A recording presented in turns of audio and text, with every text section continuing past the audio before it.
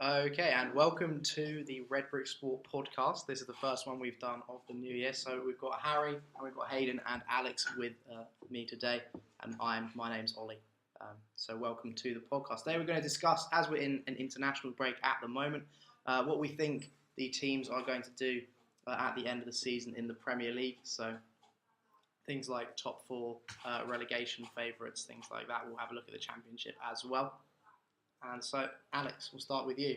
Yeah. You predicted your top four in the last paper. Do you want to describe that for us and what you think will happen? So I think, if I'm right in saying, I went with Manchester City to win the league. It was a reasonably rational judgment, I think, at the time. They've scored a lot of goals. Since that draw with Everton, they've come on really strongly. And they look to be an all-conquering sort of, Pep Guardiola side. Their only challenges for me as of yet are Manchester United. There's two reasons why I don't see United winning the league. One is irrational. It's my hatred of Jose Mourinho, which I've said about before. And the other is that I actually don't see as much longevity in their success. So the fact that they rely on Marouane Fellaini too much. Paul Pogba's injured, for example. It's certain things which you look at overall and you think, that could put a dent in their title hopes. And I just personally don't rate Mourinho. As a manager, Guardiola has the ability to achieve upwards more than Mourinho does, in my opinion. It was something that I put in my little section, was that they haven't actually been properly tested yet. So what do people think will be the true they haven't played yardstick? They haven't played anyone in the top six yet. Exactly. And their next game after the international break is Liverpool. So do you think that's more of a... I think it'll be interesting. You'll change your view after that? Or? Liverpool have been electric, really, so far. They've been a bit disappointing of late, but they showed against Arsenal what they can do. I do think that, they need to be tested, but I think that they're always going to stand up to the better teams quite well, because they're a sound defensive unit. They're the best defensive. I think maybe Spurs were the only team better defensively than United last season. So perhaps we'll see them be a bit more solid. And it's a typical Mourinho thing to sort of go for draws in those sort of games. And to be fair, they may well win the league playing for draws against the top six and smashing every other team in the league out their way. And that, if you have to win 85 points to win the league this season, they probably would be able to do that if they went that way about it. But yeah, I do think they need... when they play like Chelsea, for example, I think that'll be a really interesting game. But yeah, they do need some sort of testing to prove they're up to it this season. Because they've been able to put 4 past most teams this season, but you struggle to see that against the likes of City, Chelsea, those kind of teams. Definitely. Hayden, what was your top 4 like? Well, interestingly enough, I couldn't agree with Alex more. I went for Man City as well, because of the strength in depth. I can't see any other team outscoring them. And then I went from Man United, Chelsea and Tottenham. Oh, okay. Chelsea third. I think everyone thinks Chelsea are going to finish third. That's a common theme. It's because they're obviously title winners. They were very, very, very convincing title winners. And I think, to be honest, it's probably what's happened is that everyone's judged them badly on the first game of the season. And at the end of the day, it's 3 points lost. It's not characteristic of how they might achieve over the whole season. It's very disappointing to lose 3-2 at home to Burnley on the opening day. Look at Burnley have done well in their games afterward as well. Burnley have swapped their form around. So last year they were great at home, and then they were terrible on the road. And now they seem to be really impressive away from home. They played Chelsea, Spurs, Everton, someone else, and they got 4 points. Yeah, it's very impressive. They've done pretty well. Yeah. So a word on Spurs from anyone? Why are we calling them 4th rather than the 2nd they were in the season? Well, in a positive way, you could say, I reckon they'll have a good Champions League run this year. Yeah. Obviously, when they beat Dortmund the other week, it seems like they might prioritise that. I know if you ask them, they'd rather win the Prem than win the Champions League. Most Spurs fans. Well, they know it's more realistic. For Spurs to win the Champions League, that would be about twice as impressive as when that unfancied Chelsea team did it for me. Do you reckon? Well, there's no... As they are now. Who's the most experienced player, Champions League player on that Spurs side? It's Serge Aurier, and the man's got a bloody temperament of a devil. He's literally Devil. like he's A well devil. he's like One of them. he's a crazy man. Some of the things he said about Laurent Blanc when he was at PSG are characteristic of someone who is a little bit off the wall. I just don't see Spurs doing that well. I think as soon as they play against someone like Bayern Munich or Real Madrid, well, what's going to happen? Arsenal, they'll be Arsenal. I think his kind of red card potential is hardly exactly. done his image any favours in terms of There we go. big game. We'll have to mentality. put Carl Walker there. Oh wait, Peters. Carl Walker Peters. Yeah, he's not bad, but is he a He's Champions League? Carl Walker is no Carl Walker. So do you think it would be more impressive for Spurs to win the league than the Champions League then? Or I don't know what would be more impressive, but I'm just saying, if you ask Spurs fans, they'd probably rather win the league. Yeah, because they haven't done it for so long. Whereas if you ask Chelsea fans, they'd say they'd rather win the Champions League. right. So, but it's a sign of where the clubs are at. Spurs are doing very well to be in the top four in a time of such financial accumulation from most clubs. It's like they're punching well above their weight financially. And let's not forget, 10 years ago, Martin Jol was managing Spurs.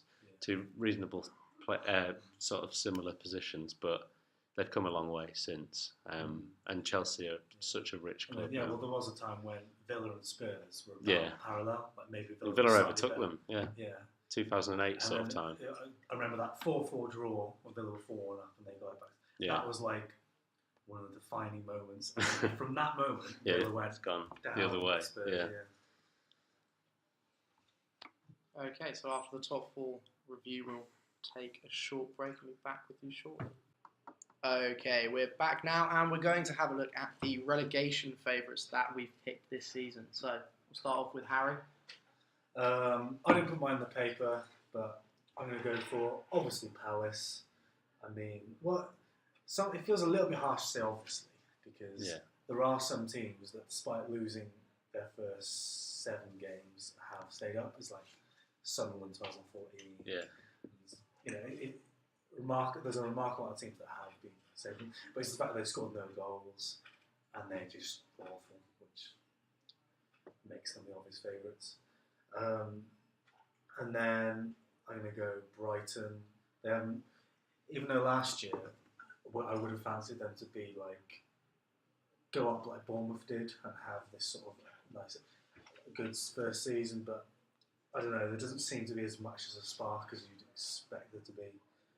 Everyone else has gone for like Swansea, haven't they? Yeah. Yeah. I reckon Bournemouth, to be honest. Really? Bournemouth, yeah. I don't know. I just feel like I keep using the word spark, but it seems like it's sort of being numbed down a bit. Obviously, the first season they're amazing, and last year to stay up as well. Well, they finished 17th in the first season. Yeah. Everyone forgets that. Yeah. It's perspective based. If you do well in your first like 30 games, everyone thinks you've had a good season. And they dropped off massively towards the end, but it didn't really count for much because they stayed up, and that was their minimum objective. But I just feel like their novelty of being the Prem, which would have given the players a boost for each game, has sort of worn off. I think it's weird with Bournemouth that the organic way in which their football came about in the Championship has been somewhat destroyed by signing players like Defoe. You sign like Jordan Ibe for 15 million. Begovic. Begovic is a solid keeper, but he's at 2 years, no experience really. Quality's probably dropped off. Or players like Matt Ritchie, Yeah. even Tommy Elphick, who's not even in the Villa squad anymore. Yeah, though they were sort of the bedrock. They were the sort of players that Yeah. Defined Bournemouth. Yeah, and that they spirit. define the spirit. And now, they've made a few. I think they've made a few strange decisions as well, sort of in the transfer market. If you look at like Brad Smith, can anyone remember who Brad Smith is now? And they signed him for 6 million last summer. Yeah. I personally don't rate that as a decision. Nathan Ake is an interesting one as well because really good player. Not sure he's tall enough to play. 5'11". Yeah, not sure he's tall enough to play centre back in the Premier League week in, week out. I do rate him, but I just think it will become difficult for Bournemouth to grow upwards with a ground that's only, I think, sort of 12,000, something like that. I don't know. I reckon this ground gives them an advantage at home. I I can't see their ground being blamed for the form. Well, it's yeah. I mean, it's. I think it's just a factor. Yeah. If the fans aren't behind them, having 12,000 people watching them isn't really that good. It's only when they're sort of in their favour and they're backing them that it works for them. But Well, also, if that style, like you were saying, for the championship maybe is suitable that has gone, then I think it's just the passing. might... It's like the leadership's been lost. It's like you look at like Matt Ritchie was a great example of someone who. The reason Matt Ritchie plays for Scotland is because he was never good enough for England, and when he came into the Premier League, like most English sort of players will get mentioned with a call-up. He probably, maybe not because he went back down into the Championship, but I think if he had a good season this year and he'd never been capped for England, he'd probably be on the fringes. And you had players that were very unfancied, but punching well above their weight, and now they're signing players that are actually, conversely, signing players that are rated. I think it might work against them. The ethos has been lost, perhaps. But also, do they have the financial capacity if they've got kind of like such a small Well, fan they do base, have Russian backers, don't they? But can they build up? It's like, so say the style of football's been lost. Yeah. Are they going to achieve anything more than they are at the moment? I don't see upwards potential for Bournemouth really. It's a strange one because obviously them coming up, it was just so amazing. It's Bournemouth were in the Premier League, they were in League Two a few years ago. So Yeah. it seems like they'd already achieved the best they could. Like to think of going further now is just like, I don't know. It seems strange. I don't know. Yeah. Fair play to them. It's just the way football is, isn't it? You always want more. It was a good time for them to be in the Premier League. It's the most lucrative era to ever be in the top league of any football division ever. So to say that little old Bournemouth are in that. Little old Bournemouth. It's like, will they ever shake off that? They're kind of very much like plucky, a seaside type. Yeah, that's it. Like won the story, as it were. Because Swansea was similar story. Yeah, it is. And now they've not solidified their place in the Prem. Well, they've been in about 5 years. Yeah, haven't I they? suppose 5. Yeah, I suppose you could say solidified. Yeah, but with Swansea, what I see, I rate Paul Clement as a manager, and he's had a lot of experience. But what I find with Paul Clement's weird is that he's not really adequately replaced what they lost. So Sigurdsson, obviously not performing at Everton, but he was their talisman at Swansea. He was manning, I think he scored 13 and maybe got 15 assists, something like that last year, which is 28 goals, and losing that from a relegation-ish side is going to sort of cripple you. I know they brought Wilfred Boney back in, Renato Sanchez, but things like things like signing Sam Clucas for £15 million. Like everyone forgets Sam Clucas was a graduate of the Glen Hoddle Football Academy. He's the first one to play in the Premier League, and he made his debut. Sam Clucas made his debut for FC Cadiz in Spain. Yeah, and basically he was a no-hoper. Came back to England, did well, but 15 million for that. Hard worker, decent at passing, which probably gets underrated in the English game, but I'm not sure he's a sort of man to replace. I think Swansea will stay up. I think they have enough, and most of that is with Paul Clement keeping them up last year. I think they're in a very precarious position. Like Alfie Mawson is one of their centre backs who plays week in, week out, next to Fernandes. Federico Fernandes is probably one of those players who will never get interviewed by anyone in the Premier League. Like he's just a sort of faceless man who plays centre back. Like he is though. Like you can't say you've ever heard him speak. But he's just when they lost Ashley Williams, I thought that was it for Swansea, and they hung in there by the skin of their teeth last year. And I don't think they will this year. I think it's time for them to go, unfortunately. I think we're missing a team like Huddersfield Town. I think they're going down. It's one I've got in there. I think they are. I think that. Yeah, at the moment. It's a contentious one because their brand of football is like it's Jurgen Klopp basically style of football. David Wagner sort of reinvented it in the Championship, but I do think they showed signs of it against Spurs. Like they weren't able to deal with Spurs' quality. Then everyone sort of saw that first result against Palace 3-0 and was shocked. But in perspective, that seems about right. It doesn't seem surprising that someone was able to beat Crystal Palace 3-0 at their own ground now. And a lot of their signings were from abroad. Like Steve Mounier, it looked good. Will he be able to score 12, 15 But goals. he's the one who scored more than Mbappe last year, isn't he? I think, yeah, in the league he In scored. the league In the league he he scored scored more than 16, I think. 8 of them were headers though. So there we go. But yeah, perhaps. Yeah, he could be. He's got that build about him. He's got that sort of style of play. Huddersfield. To be honest, Huddersfield could be interchangeable with Brighton for me. For me, they're making up the Yeah. numbers. I think Brighton have just a bit more spark up front. Really? Do you reckon? That will keep them up, I think. Yeah. I just look at Brighton. You know, like when they played Arsenal the other week. I watched that as if it was an FA Cup match. Like Brighton just don't have enough quality. They can't string enough passes together for me. And this is probably quite damning of Chris Hughton, but his brand of football is good for the Championship. Never done it in the Well, it's Prem. not. He hasn't Norwich kind of succeeded. got sacked by Newcastle Yeah. That pretty was quickly. unfair, though. It was unfair, and it was, it was a stupid, like Mike Ashley sort of strange business decision that no one will ever understand. But he's never been given a fair crack of the whip in the top flight. But I think there probably is some sort of reason for that. But yeah, I don't. Do we think Everton could go down? I'd like to see it because it'd really ruffle a few Or feathers. Leicester? Yeah, Leicester could actually go down. Do you reckon?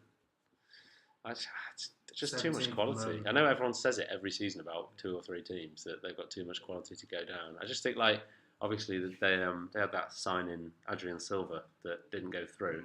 It was 14 seconds too Happened late. in January now. Yeah, and he was in the Portuguese Euro squad. I know he didn't play that much, but he's like the sort of player, the calibre of player that they've signed for me is too good to go down.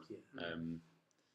But they very well could, because their whole team is built on sort of very shaky foundations. Like Wes Morgan, I've watched Wes Morgan play in League One and not look too impressive. And he might have come on leaps and bounds, but at the end there are some fundamental issues with that Leicester team. I think they have retained most of the squad that won the league, though, and I think that will be influential because they have that experience. Yeah, they've got the dig in mentality as well. Yeah, which exactly. they showed. I think they were very, very unlucky to not get away with something better out of the Liverpool game. Certainly, that was obviously a missed penalty.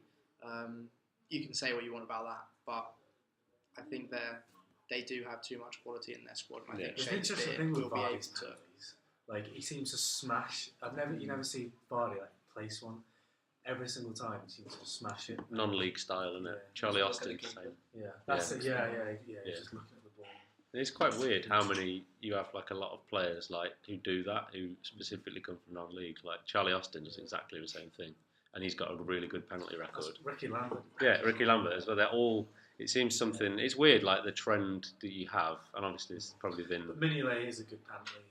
He is. I mean, it's criminally underrated for me. Do you reckon? It's the fact that he looks a bit gormless a lot of the time, and he. But it's just because Liverpool. That's the Yeah, reason. it's If the he Liverpool was defence. playing for like, Bayern I don't want Munich. to name the team. Well, like if he was playing for someone decent in Europe, people would rate him. It's just like the whole like he's been in England for a long time as well. He's been in England for like 5 or 6 years, and I rate him. I think he's done a good job. He's good with his feet. He's a decent shot stopper, and he's always shouting at his defenders.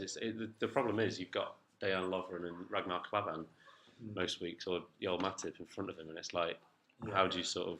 It's not really fair. I always, everyone knows who knows me knows I think Petr Cech's really overrated. Yeah, And I'm I starting think- to realise that as well. Yeah, Now, and to be honest. part of that is because he was shielded by John Terry and Ricardo Carvalho, players for like most of his players career like at Chelsea. that. And then obviously Mignolet doesn't have that. Yeah. Makes me think in a parallel universe, maybe Mignolet would be the one. Who broke the Premier League clean sheets record? Well, I mean that rounds off my bottom 3 certainly.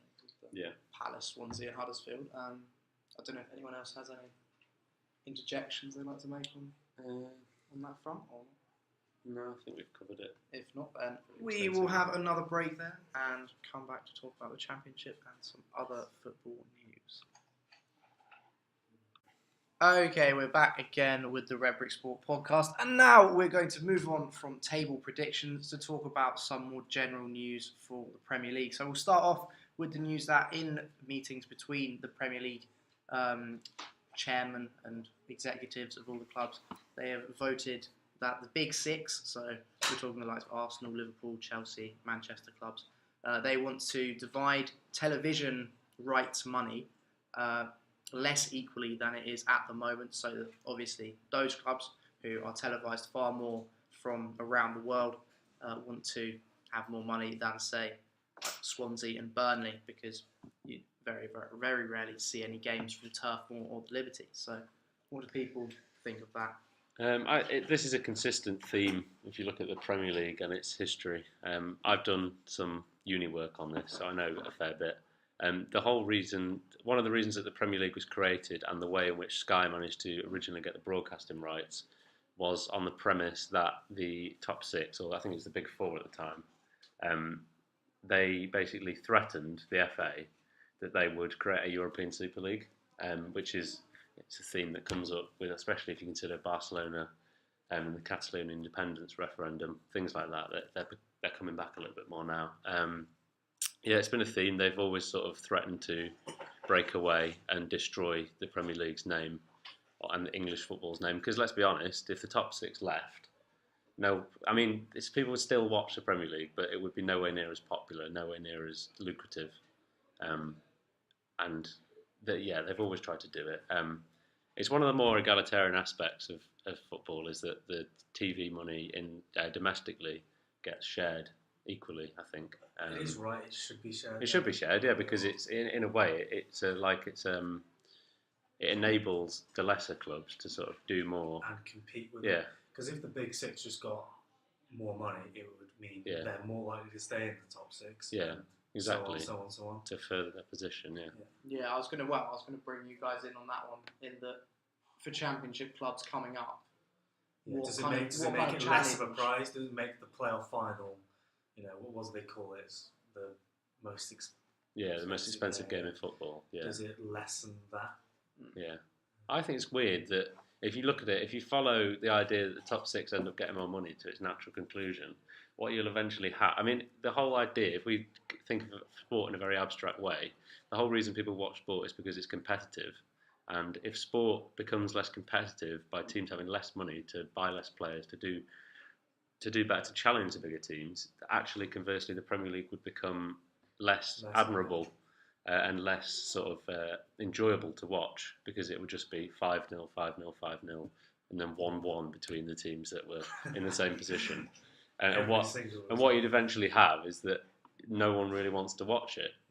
So I think the top six need to be very careful about what they want. They might be chasing a short-term goal of economic gain, but in the long term, it could come back to bite them. Yeah. Clubs like the German football system actively promotes more egalitarian sort of style of ownership. It's got the 49+1 ownership rule in place, but then at the same time you've got Leipzig sort of challenging that now. And in a more corporate age, we're always going to have these sort of challenges that it's sort of like, and big business versus football.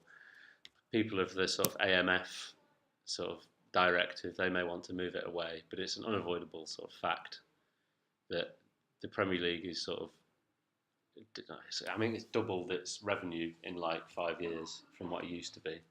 And that's only going to continue until all the markets and the avenues in which they can gain revenue seize up. But yeah. Well, I think we're all in violent agreement about that one, it seems. It's one of those. Moving on to the next thing. The proposal about Christmas Eve games. So I reckon it'd be really Liverpool's been good. talked about. I feel sorry for the players. Yeah, I think the players would like it more because they can't enjoy Christmas Day with Boxing Day games. So in a way, because I mean, if you'd ever listen to a footballer interviewed about having that sort of thing happen, they can't. They literally have to eat like brown pasta on Christmas Day. Yeah, they train on Christmas Day as well. Yeah, like that. And so I mean, how unenjoyable would that be? I suppose. Well, yeah. Would they get the same attendance from fans? So obviously Christmas Eve. Yeah, it's more of like a family. Let's stay and watch. Are they saying they do Boxing Day games as well? I think it's just one game. At the moment, it's one or two. So it's like a tester sort of thing. That were going to be on Boxing Day are being debated as to whether they can be on Christmas Eve. Yeah. But still, the majority of the fixture list will be still played on Boxing Day. I don't think it'll make a difference, to be honest. Yeah. I don't It's a know small about you, but change. Christmas Eve is a bit boring. Yeah, it is. Well, it's a nothing day, It'd isn't be it? good for that. I'd love it because it's just, Yeah. something Well, to watch. Christmas Day is spent waiting for your family members to. Christmas Eve rather is spent waiting for your family members to arrive late in the evening, and then you sort of have some sort of meal with them. So if there was some sort of football event on the television, I'd be up for watching bring that. families together. You're arguing with your great uncle about Liverpool's defence. Yeah. I think also it'd be good, I don't know, purely from a spectator's perspective, like for those two to be split. So, for example, if you had Arsenal-Liverpool on Christmas Eve, then you've got another game on Boxing Day, then you've got another game on 28th Yeah, it's or like a constant 29th. stream. It's like football being injected into your veins. It just at that adds point. another kind of like a thing to the calendar, and I guess it makes I swear it was makes like it more last year. accessible. For Yeah, it was. It was Yeah. 3 games in 5 days, I think it And was. they did the 10 games in a row in the Championship as well. Did they call Yeah, it? 10 in 10. 10 Yeah. in 10. Yeah, I remember that. Yeah, Villa had like 3 of them. I think Leeds had 3 of them Yeah. as well. Yeah, it's the way it is in the Championship as well. So Christmas Eve seems to be in favour from Redbrick. Last one, international break. Obviously, Wales play tonight. Yeah, massive game tonight. Yeah. Massive one against Yeah. it's Northern Ireland, isn't it? No, it's Republic. Republic of Ireland. Yeah. Sorry. Both on the same point. No, Northern Ireland we're played. 1 point ahead. So basically, if we draw, You're through. we get second in Yeah. the playoffs. But if we win and Serbia lose against Georgia, Not going to happen, but which isn't going to happen, we will go through on that. yeah. Basically, I'll take a 0-0, thank you. I'd be very surprised if that's the score. Yeah. It'll Shane be a Long's feisty injured. one. It'll be a But Shane feisty Long, one. the man who's not scored in 243 days. But still, who are they going to put up front instead? Yeah. Any thoughts on England's performances for anyone? I haven't watched any I- games. I've Exciting. Exciting stuff. Could you elaborate on that before I say No, that? I can't actually. You could actually fall asleep. So that's good. I was asleep during the games. Yeah, I actually was. I was asleep during both games. I didn't even know England were playing Lithuania Yeah. on Sunday afternoon. I'm quarter Lithuanian as well, so I probably should have watched that from a Lithuanian perspective. It honestly is a But- tragic state of affairs. Yeah, it's not very surprising, is But it? it's weird because they are winning the games and they've qualified like easily. But Think no back one to- cares. Think back to 2008 when they didn't qualify for the Euros. Yes, but it's a minimum expectation. It's like Oh, that's like buying a present for your girlfriend on her birthday. Like that's the minimum expectation. And then so you're saying England currently are buying some like they're buying celebrations? like some Thornton's chocolates when they Yeah. should be buying like some jewellery. Thorntons, that's quite good. Because Yeah, but also, it's not worth much. So is it, it just gets wearing Yeah. when you've got a constant like repetition of it's the international break, but are England playing anyone good? No, they're not. They're playing Yeah. Slovenia, Serbia. You expect them to beat them. Yeah. You it's can't like- seriously expect anything at the World Cup when they've had that kind of qualifying group. So Yeah. that's my Just have to wait. chance. Yeah, all it is waiting for the World Cup. It's like, yes, we'll qualify, and then it's like, right, see how England do in the which is tournament. ultimately disappointment. It's like a cycle of two draws and one win against the bottom Yeah. of the group, and then a loss. So that's what we've got to look forward to. Thank you very much for listening today, everyone, and we'll hope that you listen next time.